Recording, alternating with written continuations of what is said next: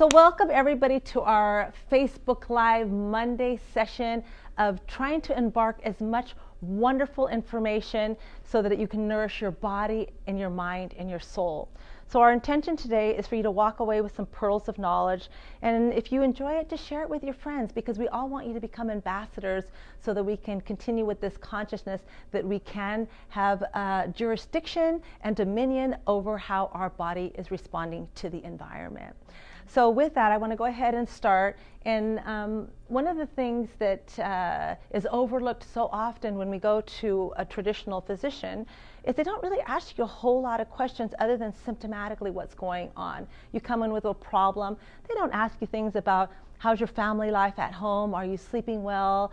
Are you having regular bowel movements? Now, if you say yes, they might not even ask you, well, is that 2 or 3 a day? They might, and then regular bowel movements to you may be 1 every 2 or 3 days.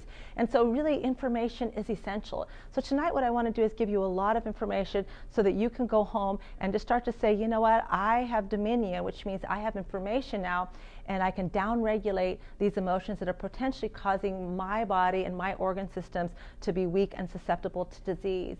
And so again, we are influenced by what we eat, which is essential. So of course, the gut is a reflection, the brain and the gut, they're married to each other. So whatever it is that I'm eating will affect my sleep, will affect my neurotransmitters. So it's always going to be the foundation in regards of what we put into our body. We want organic foods, we want pesticides free. You know, I don't need to educate all of you because that's why you're here. You're very educated and we know the basics of that. But again, movement so that we can encourage our lymphatic system to help us to detoxify and sleep.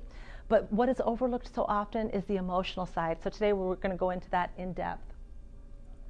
Now, you might say to yourself, well, what does an emotionally healthy person look like? And am I emotionally healthy? Do I have a tendency to be judgmental? Do I criticize people? And even if I don't be judgmental to the outside and criticize others, am I criticizing and being judgmental to myself?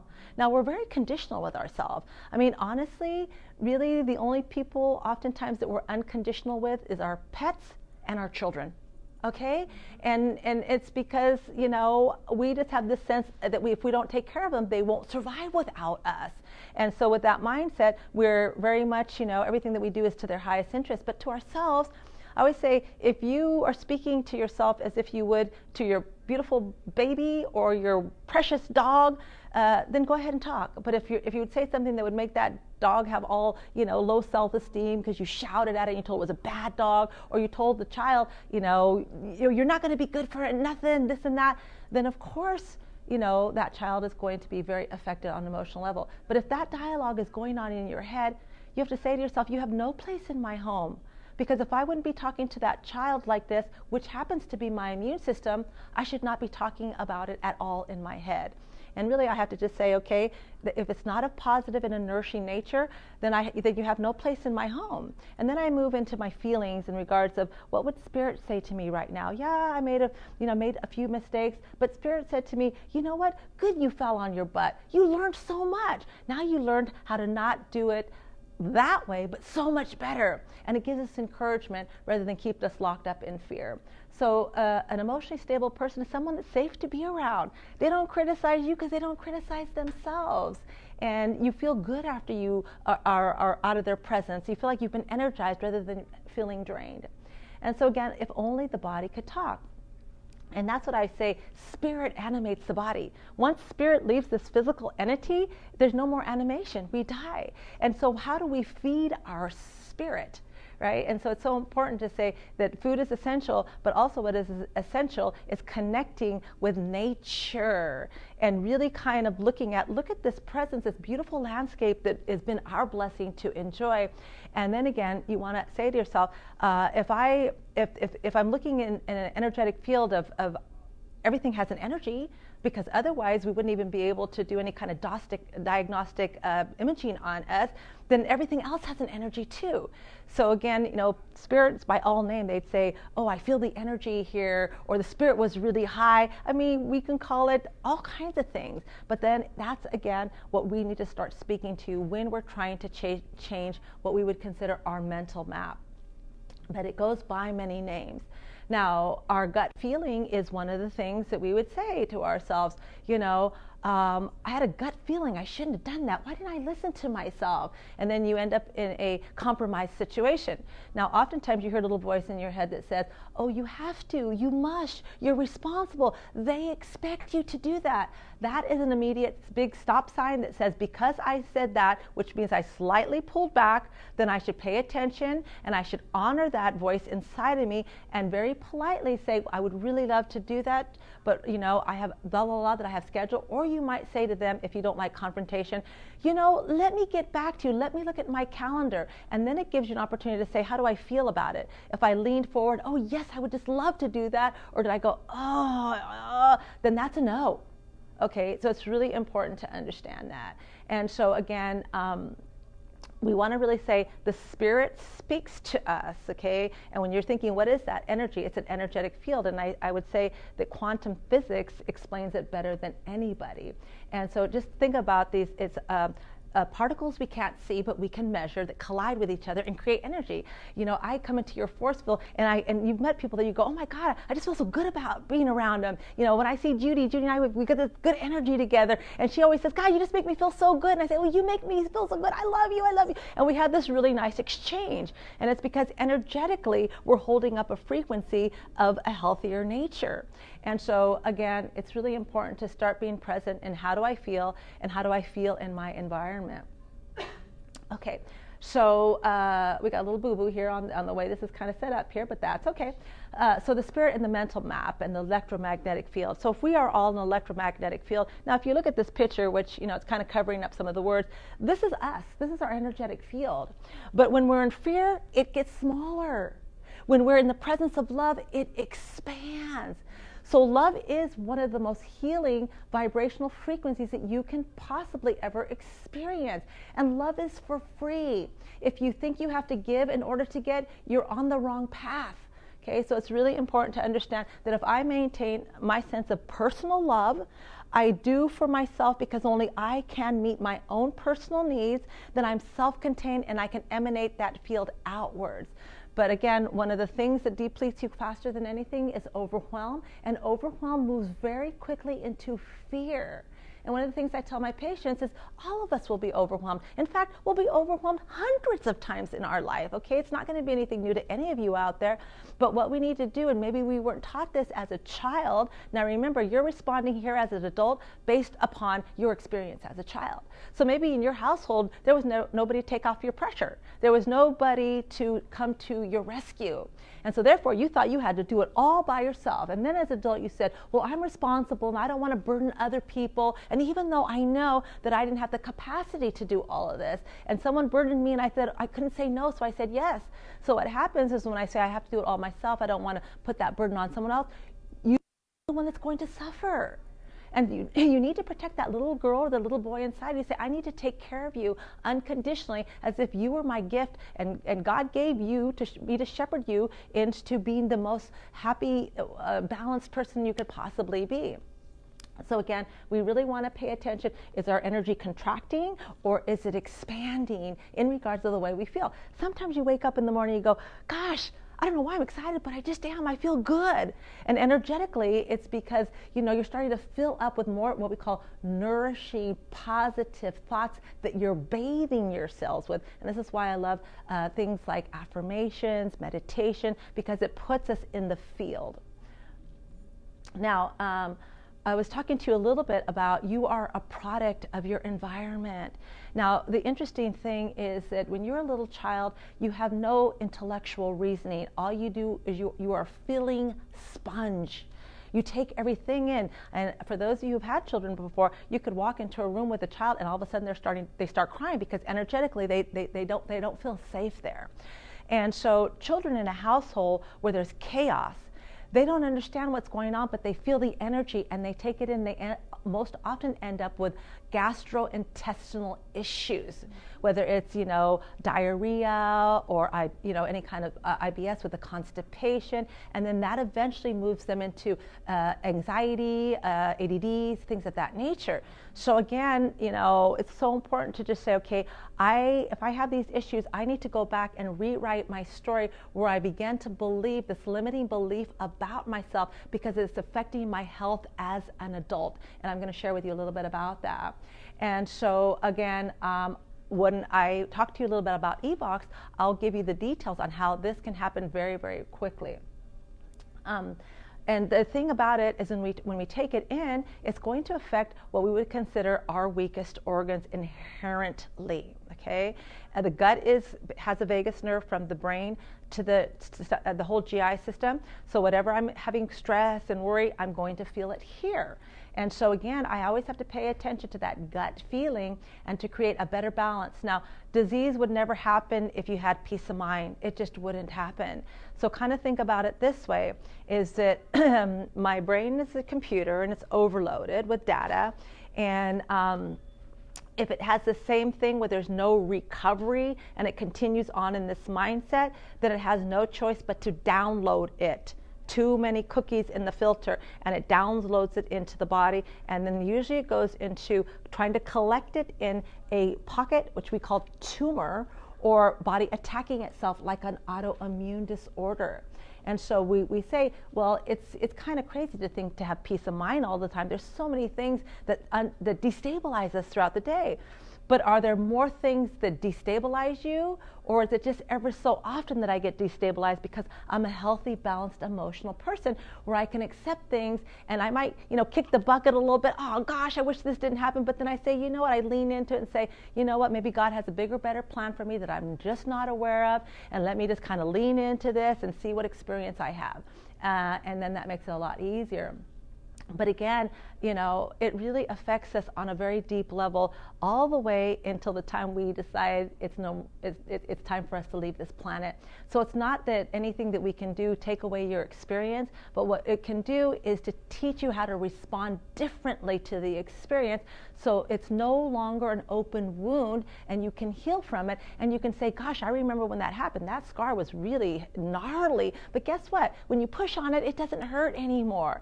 But when you're reacting, it's still a trigger, which means that those emotions and those wounds are still not yet healed. Okay, so it begins in the womb, and this is what I tell young mothers. I love it when women come to me and they haven't had children yet, and I say, happy mama, happy baby. Now, you get the nourishment from the umbilical cord. You get the toxins that flow from your body to the child. Well, guess what? You also get your mommy's emotions.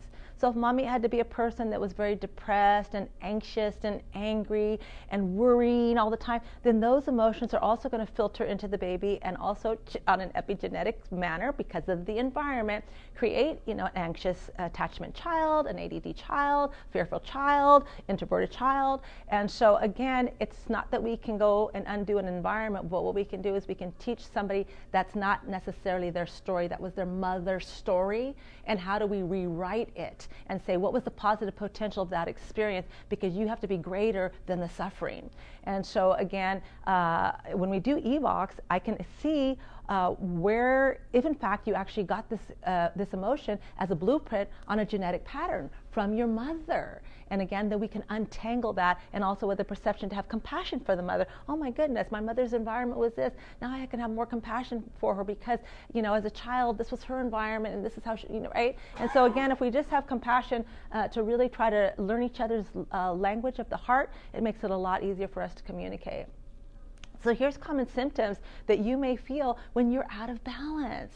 And so again, we've all had every single one of these feelings before, right? I can say I've had regret and I've been lonely and devastated and miserable and broken. I've had all of these, but how long do you stay in them is really what affects you on a long-term basis. And all this is, to me, is a measure of saying, I'm out of balance. So what do I want? I want the opposite of that. So how can I forgive instead of being resentful? I tell patients, anger is actually an emotion of a movement. Because if I'm angry, I do something, I fight, I run, I shout, right? But the problem with that is anger is just an emotion that says stop. You've lost your emotional intelligence. So is it intelligent to continue to move forward and to shout at somebody? Absolutely not. What would be the most appropriate thing for you to do? To retreat and then have a perception as if really what I'm experiencing is it really a threat to me? Because it's a perception that I'm hearing within my whole body that this is an experience that I've had before. And now I'm relating it to you and I'm shouting because you just put salt on an open wound. But I can't ever really reconcile or work anything out when I'm activated. So the best thing to do is retreat. Now, we never retreat with a mindset of passive aggressiveness. Well, okay, just fine. Oh, have it your way. Because then you just leave the person holding a big pile of junk.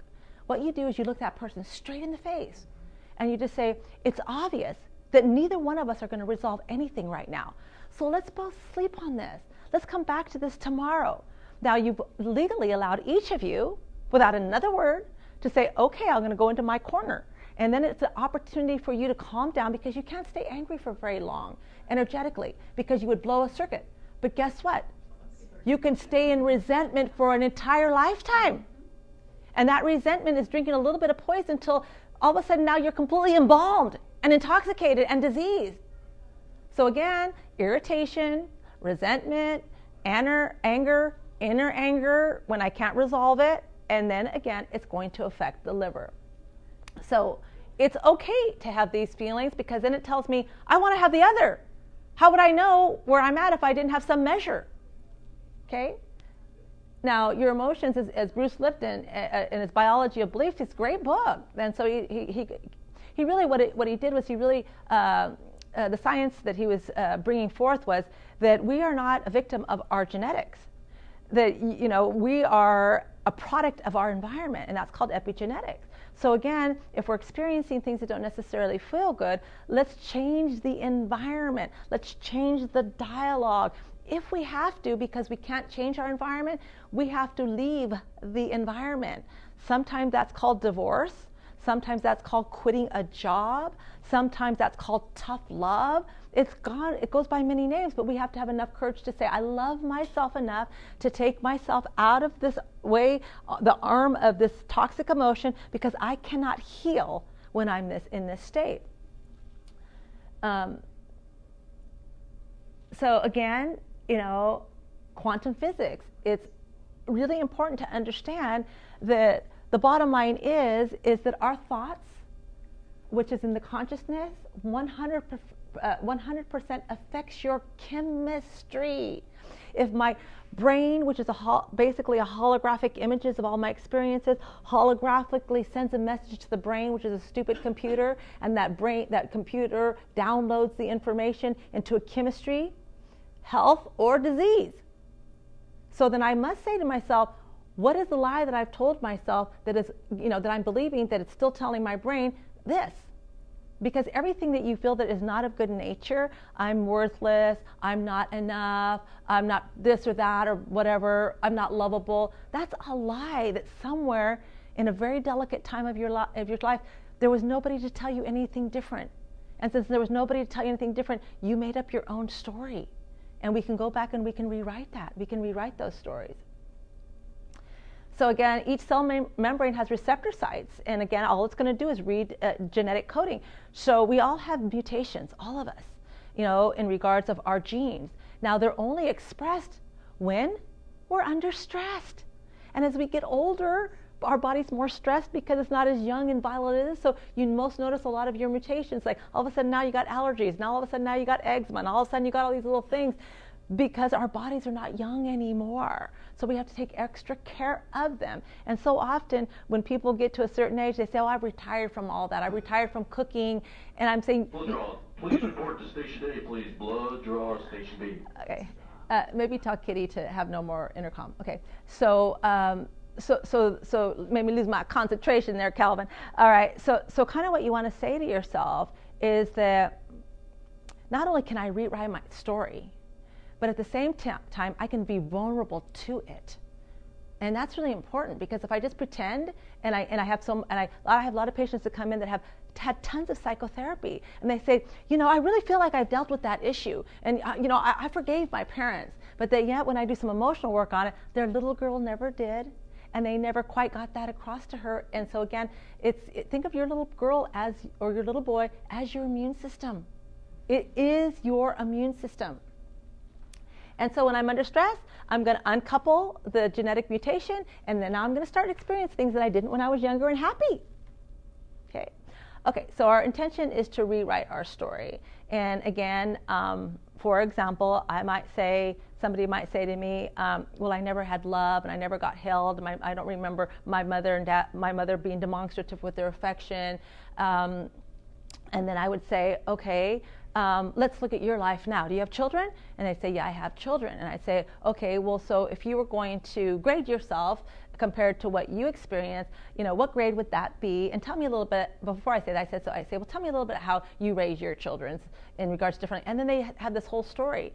Now, I said, so because of that terrible experience, you became the greatest mother in the world. You became a protector of them. You heard them. You saw them, you experienced them, you gave them a demonstrative affection so that they would no longer have the same blueprint that you had. And I said, so sometimes we have to just rewrite our story and say, because of that, I was the phoenix rising and I became greater than my suffering. And if we don't rewrite our story, we stay victims to it for the rest of our lives. And who wants to do that? Not me. And honestly, it can be rewritten quite easily.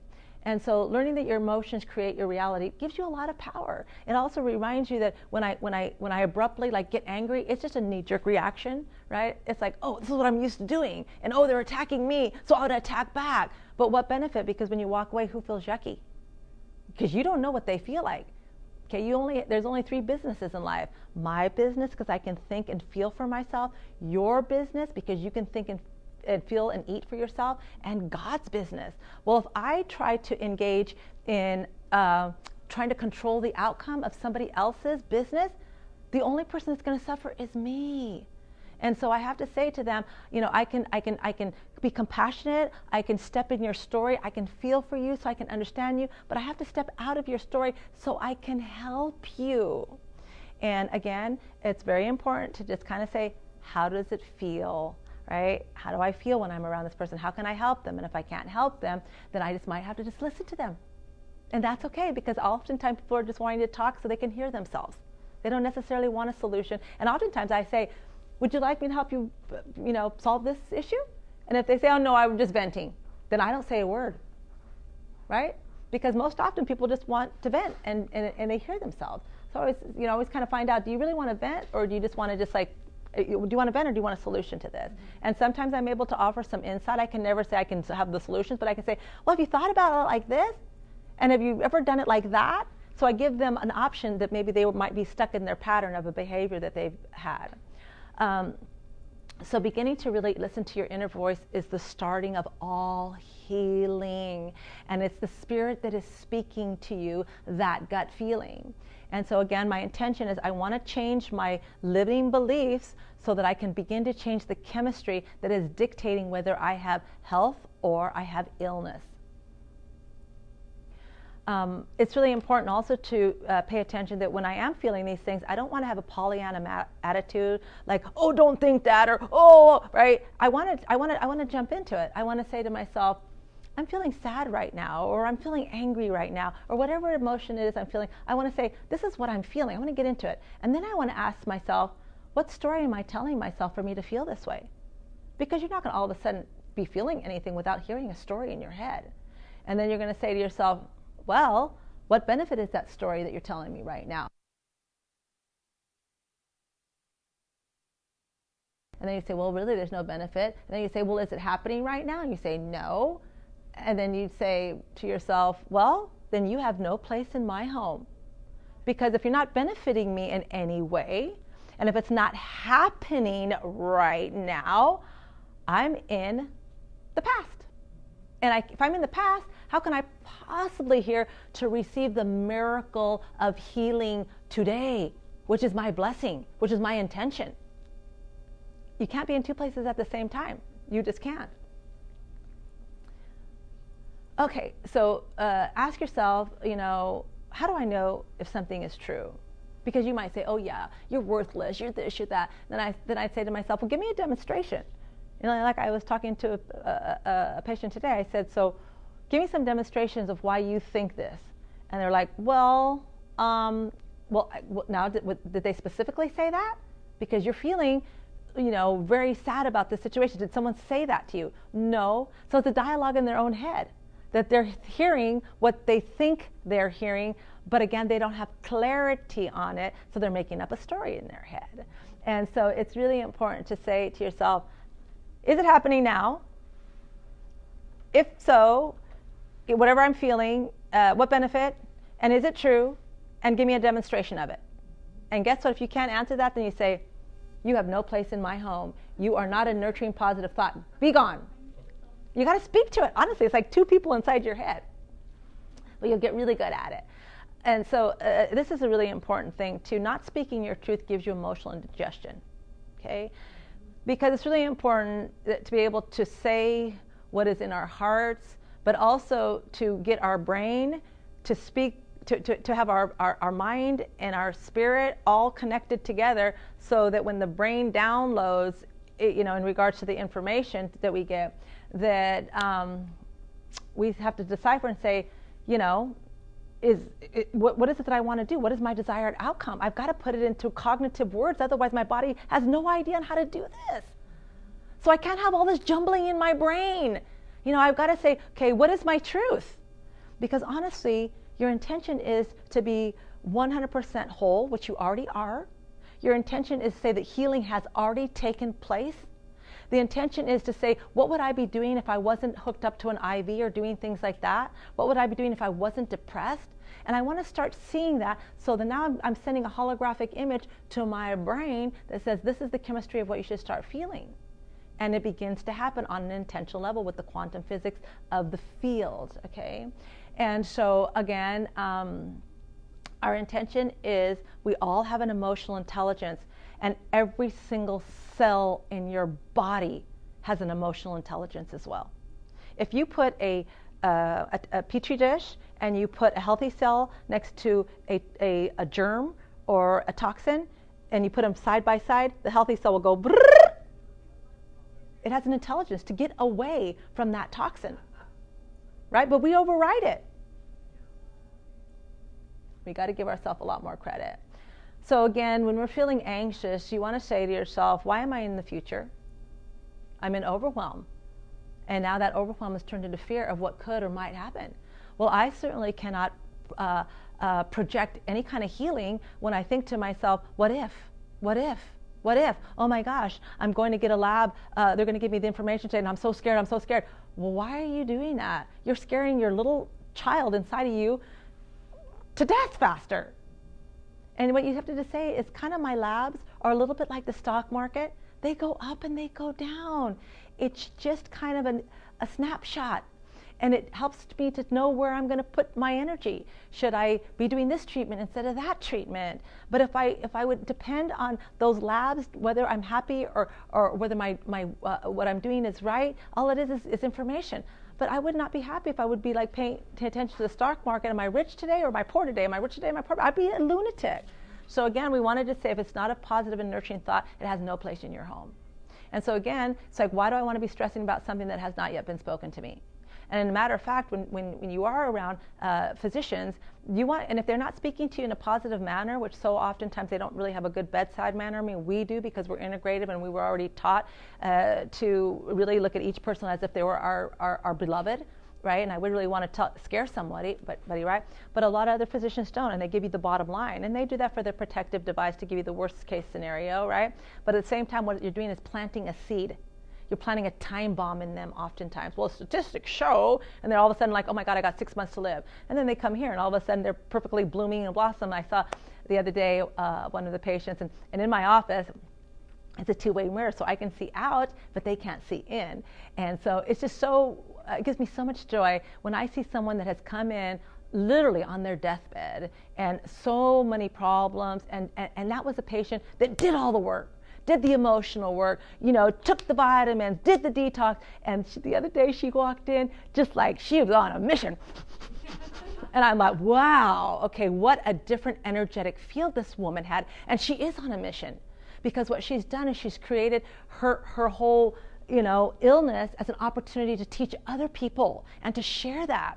So again, we become ambassadors to what we personally learn as a spiritual experience, so that we can help others through their hard times. But I loved it. I thought, look at that girl, man. She is on a mission. She walked in that way, and she walked out that way, and she jumped in her car, and all that. Now that is vitality, right? So again, you just got to direct yourselves on what to do, and you have to have the intent without a single thought of, I wonder if this is going to work. I mean, Jesus didn't have a single thought of, oh, hey, I wonder if I can heal this time. People who walked up to him didn't say, is he a fraud? I wonder if it's going to work on me. No, it was the intention.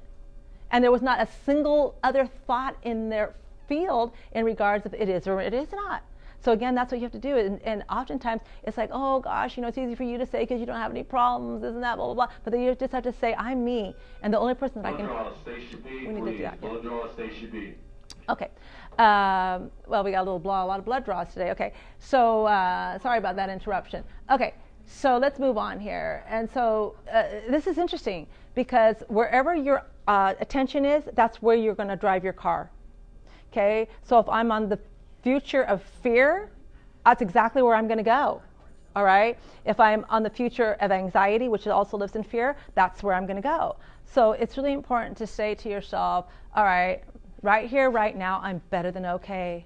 Right here, right now, the sun is shining. Right here, right now, I have all these people who love me. I'm going to draw from that, and even those people that are ambulatory, that are, in wheelchairs, I just say, roll yourself outside, get some fresh air, look at the beautiful flowers and the greenery, because take in life. So important, absolutely important. And so again, the law of attraction doesn't matter. If it's on a negative thing, that's where it's going to take you. If it's on a positive thing, that's where it's going to take you. Your brain is just this computer is being dictated by your mental map. So again, I want to change that as best as I can all the time. Okay, and so again, when I don't forgive somebody, and I do, and a lot of happens in emotional work, is that they start being like reliving something that happened 20 years ago. So that means for 20 years I've been dragging this bondage with me. So in reality, that person that they may have had this situation with, they may not even be here on this planet anymore. They might not, they be divorced for them. They don't know if they're happy or sad or whatever, but they're choosing to hold this. And so it's really important to say, why am I punishing myself? I'm punishing a 6-year-old child right now. What benefit is that? What lesson did I learn? I learned a PhD in how to not to and how to do next time. It's so important. And so again, you want to say forgiveness is the antidote to, once again, self-love. 100%. And if I don't have self-love, I cannot heal. If I don't have self-love, I cannot heal. So important. Okay, so here's a thought. Now, I always say, fake it till you make it, right? And so the bottom line is your body's, just paying attention to your energy. And if I'm really enthusiastic about something, like even if somebody says something to you that maybe not so nice, but they're smiling when they're saying it to you, you kind of take it a little different, because it's kind of like, but if they come at you and really say something that's it's not that it's not nice, but it's not that, but they have that face on their thing, you still take it as mean because they got that kind of look on their face, okay? So what you wanted to say to yourself is that how I show up in this world affects everyone around me. And I don't want to be a parasite in this world, taking. I want to give, so there's an even ebb and flow in life. So one of the things I like to do is people oftentimes will journal, and I used to do this. I used to journal things that I was upset about. Oh, I broke up with a boyfriend, and right? All the things I couldn't say to him, I'd write it down. And then one day, I found a journal, and it was from like maybe 20 years ago, what have you. Okay, this is about 5 years ago. And I just started skimming through it, and I started looking at it and going, oh my goodness, same story, different person. Same situation, different place. So again, I don't like writing down things that are not of good nature, because when I go to read them, I ingest them.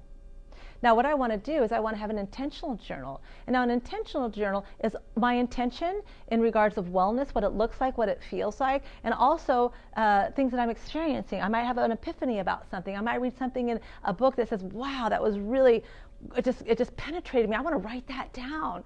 So when I go to reread this, it's all uplifting, wonderful things, and it also shows my progress in terms of evolution for my spirit.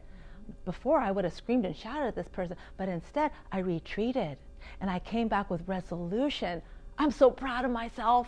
Okay? And it's okay to boast about yourself, because who are you boasting to? Your little person inside of you. Boast all day long.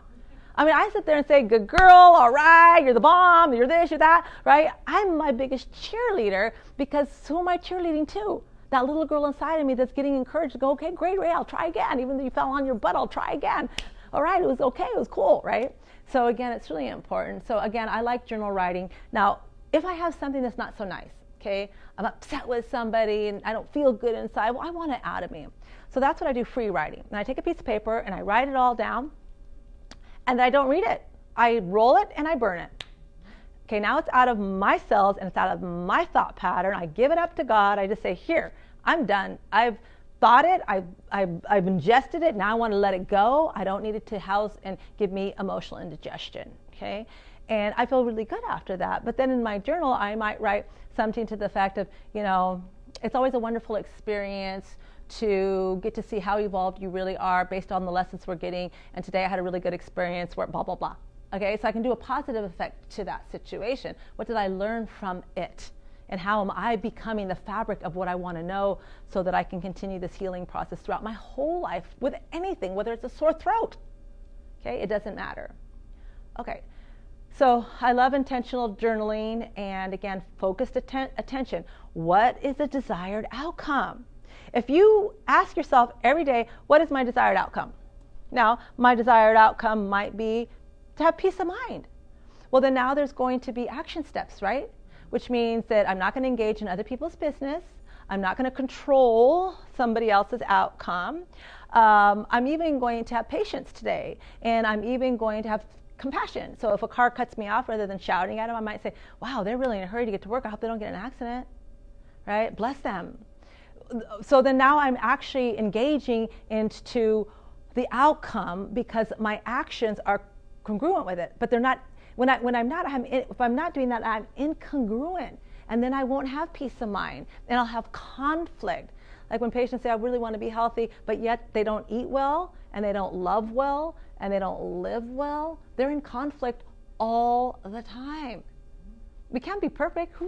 Perfect is ridiculous. It's impossible. But am I always leaning towards, my desired outcome? And, we're always going to be slightly kind of fall off the wagon here and there. Who cares? Pick yourself up. Bless yourself. Say, well, that was a good lesson. Okay, Now I know that when I eat certain foods, I get bloaty and gassy. And now I know when I engage in the situation, I feel really taxed, and I got to go home, and I got to take a hot bath just to try to get this off of me, right? So we begin to have more information on where we're at and where we want to go with our focused attention. Now, all of you have noticed that energy is not just on a piece of paper in regards of your wellness. You can see people who are not well, okay? They're dull or energetically. And remember that first picture that you saw, vibrational frequency, this is our field. But then when we're in a toxic environment, our field gets a lot smaller. And so again, our intention is to really pay attention to observing the language our body is telling us, okay? So how to improve your emotional health? Okay, so I'm going to touch on a lot of things. What is the story that I'm telling myself? And is it nourishing and positive? If it's not, it has no place in my home. Number one, okay? I'm going to lead a healthy lifestyle. I'm going to eat organic foods. I'm going to sleep good. All of these things, I'm going to have an environment where I can thrive in, community, so that it's not just, not exposing myself to toxins on a physical level, but also really putting myself in exactly what I want to be. This is my intention. And then again, what we do matters. And so we got a little faux pas here. So anyway, sometimes it doesn't transfer over when we go from one computer to another. But science has really proven that you have a better outcome when you have a loving environment. Okay, for people who don't have a dog and they're all alone, they die faster.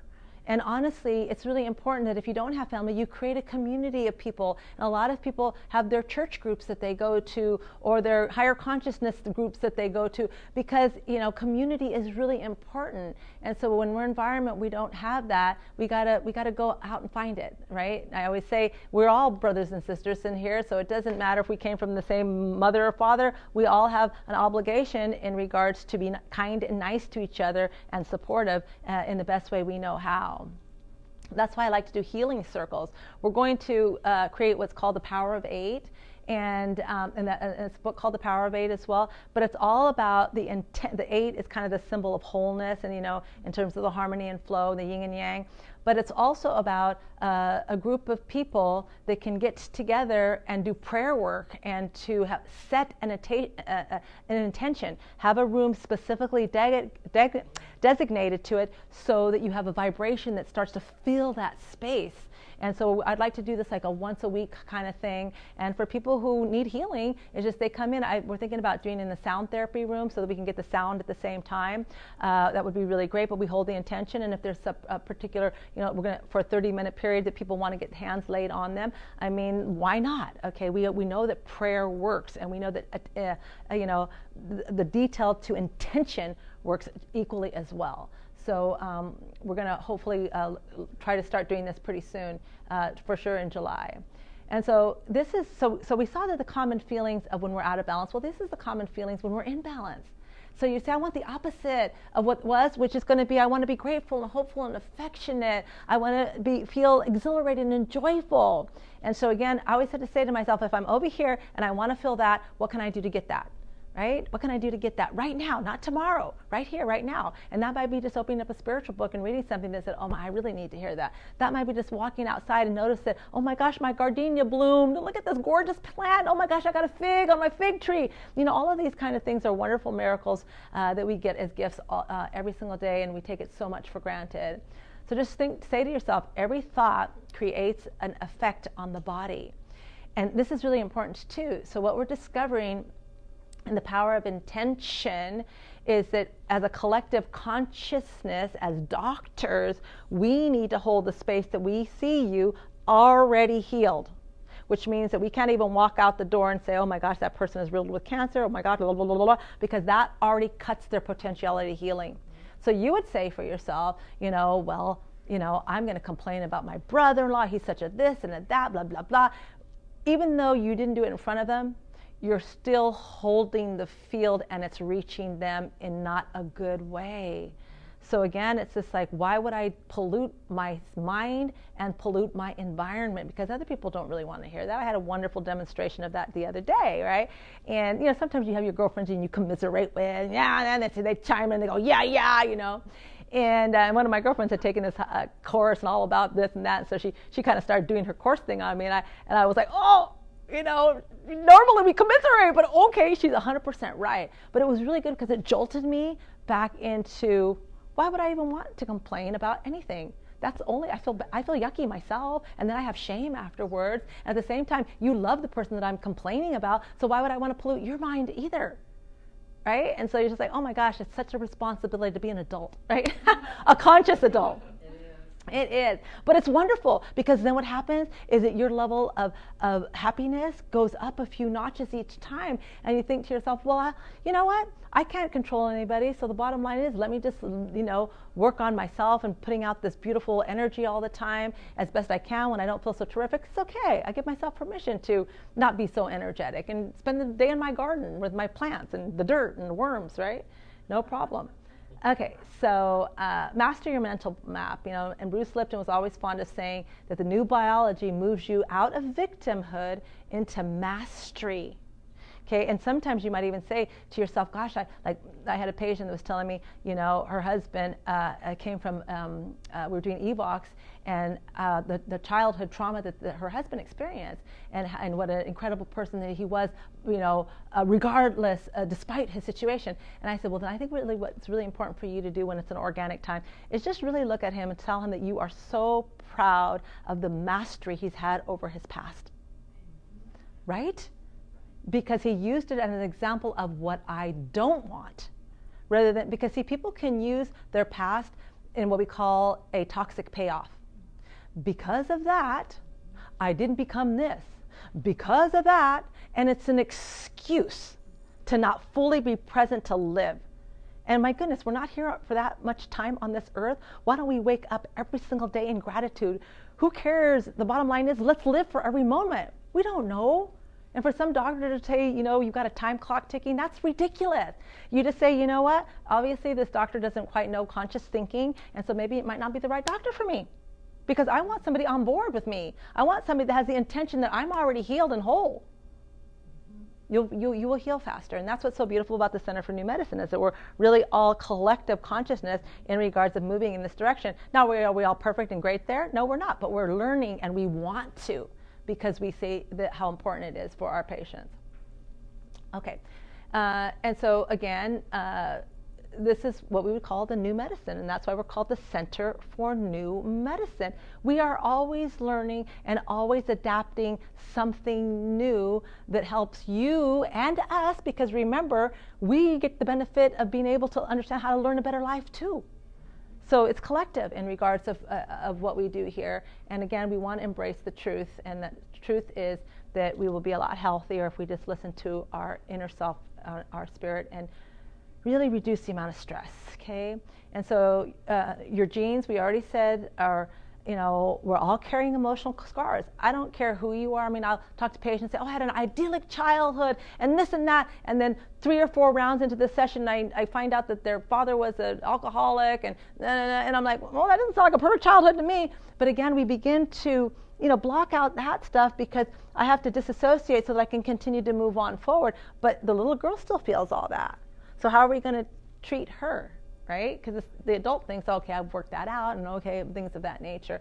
And so we can use work like, with Virginia Dixon on the psychotherapy, neural-emotional psychotherapy, with me with doing EVOX and a lot of the different modalities we have here to really kind of get to the root of the problem very quickly and use, biofeedback and or, a whole what we would call the matrix of healing and make it a lot quicker than normal.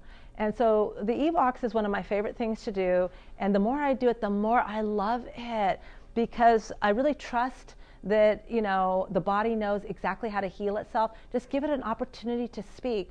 And so when we're doing EVOX, it's voice activated, and I'll ask you very specific questions. I might say, just say your name over and over again, and I pick up the inflections of your voice. And it will give me what we would call an emotional imprint of what has been burdening your body from the time you were in your mommy's belly to the age of about 12 years old. And so I will be able to say, okay, well, you had an environment when you were growing up and this, and they'll say, exactly. That's exactly right. And people will say, oh my gosh, you just told me my entire childhood. And I said, well, I didn't tell you. Your little girl just decided she was going to just be honest and tell me everything, And so again, what we do in one session you'd probably in psychotherapy have 10 sessions to get to where we go with this. So it's really pretty fantastic. And I totally encourage it. Now again, I can't pluck out, it's not hypnosis, it's not brainwashing. I can't pluck out your experience, but what I can say is, okay, this is what's showing up. We've got anger in the liver, and so now what we know is that anger is just an emotion that says, stop, you've lost your emotional intelligence. How do we deal with that? You will have a better tools, so when it shows up, you go, okay, it has no power over me now. Now I know what to do, so I can get out of it very quickly. We're going to experience all kinds of emotions all the time, but if we realize it's part of our limiting belief system, then we become its slave. Okay, and that's not where we want to go. Now, affirmations, I love affirmations because they just remind you of, I want to think and feel something different than potentially I am at the moment, right? And then belief re-imprints is how do we go back and rewrite our story? right? And it's not that difficult, honestly. And emotional freedom technique, where we do tapping on emotional points, and that's really awesome. And you can download it from Mercola's site or any of the websites. You can do that.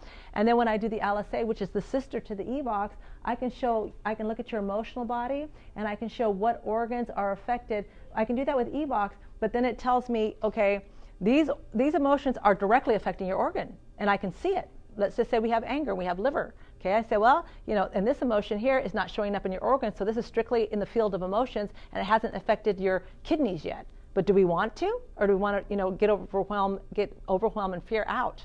Okay, so it's really fantastic. And then, of course, meditation is my favorite. My favorite app to use is Insight Timer, because it's a free app and it has over 15,000 meditation tapes on it from every genre. And I've made it really kind of a really great habit. If I wake up too early and I want to kind of go back to bed, I've already programmed my mind, just listen to some meditation and it soothes you. So pretty much 100% of the time, over the last year, I just do it every single morning, no matter what. And I just lay there and say, okay, I got an hour, let me listen to this, or I got 15 minutes, I got 5 minutes, and just according to the amount of time I have is the amount of time that I do this. And then I read the topic, oh, this looks interesting, and then it's really, really nice. So again, I would really encourage you, like when you're getting your IVs and you're just sitting there, anywhere you're in, that's the time to do it, because you're in a peaceful place. I wouldn't be doing it driving or anything that was active or trying to work out with it, but I would do it when I can actually take this in and calm my sympathetic nervous system down. So the more emotional health you have, the more self-esteem you have, the more believability you'll have that I am healed. And that my intention is to have vitality and to have every single cell in my body dividing according to a natural order. And that all of this imbalance has no place in my home, because I am creating a center of balance. I'm re-amending the soil. I'm pulling the weeds out, and I'm planting what I want in there. And sure, there's going to be a few weeds that are going to pop in there, but guess what? You've got beautiful soil that you can pluck them right out. We're always going to have that because we're human. But you're not going to have knee-jerk reactions so much anymore. And this is really important for your immune system. So my daily affirmation is, I see beauty and healing in all parts of my body. And so again, it's what are my affirmations that I want to see? If I'm worried about this, and I want the opposite of that. And so again, everyone, including myself, is doing the best they can. And then that way I don't have to beat myself up and say, oh my God, you got sick, or you got cancer again, or I don't want to beat myself up. I just want to say, okay, where do we go from here? What do I need to do next? How do I need to be self-serving to myself out of complete compassion and love? Remember, guilt and shame is right above disease, right below disease. Guilt and shame right above disease. So we don't need that. We absolutely do not need that.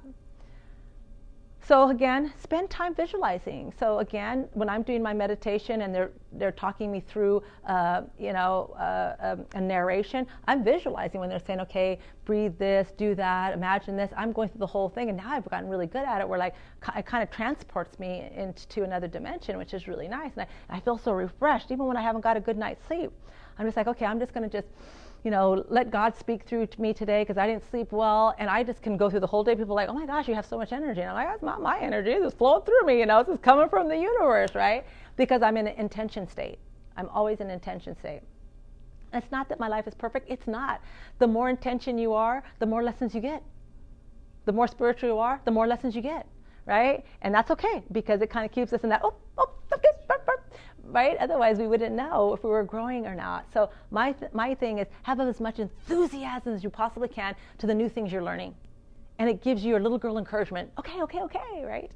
And so this is emotional freedom technique on the tapping. And again, we talked about that the outcome of people having a community is really, really important. And so again, we want to be your community, but at the same time, people that can help you, say yes. When they say, kiddo, can I do anything for you? Yes. Can you come over and help me, wash some vegetables, or can you come over to do laundry for me? Say yes, because you know what? You've given them an opportunity to be part of your healing circle, right? If you say, oh, no, I'm fine, I'm King Kong, I can do it myself, and they're over there going, oh gosh, I would have said yes. Please say yes. It's your turn, all right? So the power of internal change. And so again, the goal is that I want to have a more fulfilling life. What are we here for, right? To have all the trauma and this and that and divorces and politics? No, we're here for so much more than we even know. And so when we start to tune into what our personal purpose is, it's all about love. It's all about being present. It's all about extending your hand out to someone in need. And then if we all did that, we would never be without, right? We would never ever be without, but we have a tendency to hold. Okay, this is a really wonderful treatment I like to do. And I always say when you have issues of forgiveness, and especially for people who have had abuse, okay, in childhood, and it's like, okay, how could I possibly forgive that perpetrator person to violate me? Well, you have to always say to yourself that 99% of the time when someone has violated you, they were violated as well, because otherwise they wouldn't know how to, okay? And so you can't forgive the adult that did it, because who would forgive the adult? You forgive the child who was exposed to an environment that somehow gave them a limiting belief about himself that went about getting what he wanted in a very bad way. So I say, okay, let's do this Ho'oponopono method. I want you to imagine whoever this person is in your life, you put them in front of you, but not as an adult, the perpetrator. You put them as a little child, girl or boy, okay? And you say these things to them, these 4 words: I love you. You say it with meaning. I'm sorry. I forgive you, and I love you. And if you do this 5 days in a row, and each time you have more meaning to it, all of a sudden you're going to feel this frequency, almost like an untangling of these unseen, invisible threads that are connecting you with this emotion. You'll feel, wow, that feels like, how you get kind of a little chicken skin sometime, and you'll know that it's untangled itself from you. It usually takes 4 to 5 days. So it's beautiful. It's called the Ho'oponopono method of healing. And so again, meditation will increase your life force. It has shown in statistics and science that even a short time of meditation, let's just say 10 days, actually increases the telomere, the length in terms of longevity, how they would measure longevity on a DNA strand. So it increases it. So why not? Right? And then again, people say, well, I don't know how to meditate, or that's not. I'm saying, you meditate all the time, you just don't know it. It's when you go into a zone and you're out there gardening, not thinking about anything else, or you're out there painting a picture, or you're cooking, you're in the zone. So again, we all know how to do it. We just have to quiet our mind a little bit. Okay. So what is emotional health to you? You got to ask yourself, and so if I just kind of put it, a higher purpose, do what I believe, eat organic foods, do activity that's fun and challenging, and love and play and have laughter, be childlike. And then again, time alone to reflect, and human contact. So all of that is very important. You can kind of, put your own in there. What is the feeling that you call hunger? I need to nourish my eyes with beauty. I need to have touch, all the 5 senses, because I will guarantee you may be reaching for food, but really what you're reaching for is a hug. Really what you're reaching for is someone to just tell you, you matter, or I love you. You're not going to get that from food. Okay, so if anybody has any questions here, I would love to answer them. I know it's kind of lots of stuff that you may have already heard, but again, when you put it all together to realize the power that you have within yourself to change the direction that you may be going down that you don't want to go is huge. And when you really get it, then you say, oh my gosh, I don't have to go down this path, but what I have to do is a spiritual lesson, and what am I learning from it so I don't have to experience it again. Questions? Anybody? Do we have any questions from the outside? What, with your intention journal, what about, like, I've been writing down my dreams, and okay. What do you think, like, with, like, bad dreams, would you still write that down and burn them? So kind of when you're doing dream interpretation, you never want to look at something literal. Like, for example, if all of a sudden, you're being chased by here or there, you have to just say, okay, why was my nervous system in an anxious state? Oh, I forgot to meditate, or I got in a fight with somebody. So what it's doing is, again, it's giving me a clue in regards of my emotional state.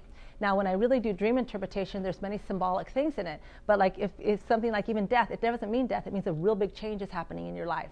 So always look at it. What is the positive potential of what I'm looking at? I mean, it's kind of like when you go to a fortune teller and they start throwing all these cards and you start getting scared because you're like, hangman, oh my gosh. But and nobody wants to hear that kind of stuff. So what your whole intention in life, turn everything around into the positive potential. Right? And then you just say, oh, like when I have crazy dreams where, you know, my biggest thing that I dream over and over when I'm stressed is I'm in Hawaii, because I love Hawaii, and I miss my airplane. And I can't, and I'm looking for my luggage, and and it's like always the same thing, right? And so it's that angst, oh my God, I got to get there, and oh my gosh, you know. But again, it's just, okay, I have not calmed down my nervous system enough. Okay. Yeah, so I'd say dream journaling is different. Okay. Any other question? Do you have any questions? Yeah. Judy, go ahead. I just wanted to know the circle that's going to start. You said it was going to start in July. Will we be notified? You will, yeah. So you will be notified, yeah, because we're going to kind of organize it. Yeah, absolutely. No, it would be great for you, Judy. It would be awesome. Absolutely, yeah. Okay, so I'm going to take a few more questions here, but if you have questions and you are watching us live, don't hesitate to write them down and we will answer them. But thank you for sharing your evening with me, and I hope you got a few pearl wisdoms out of it.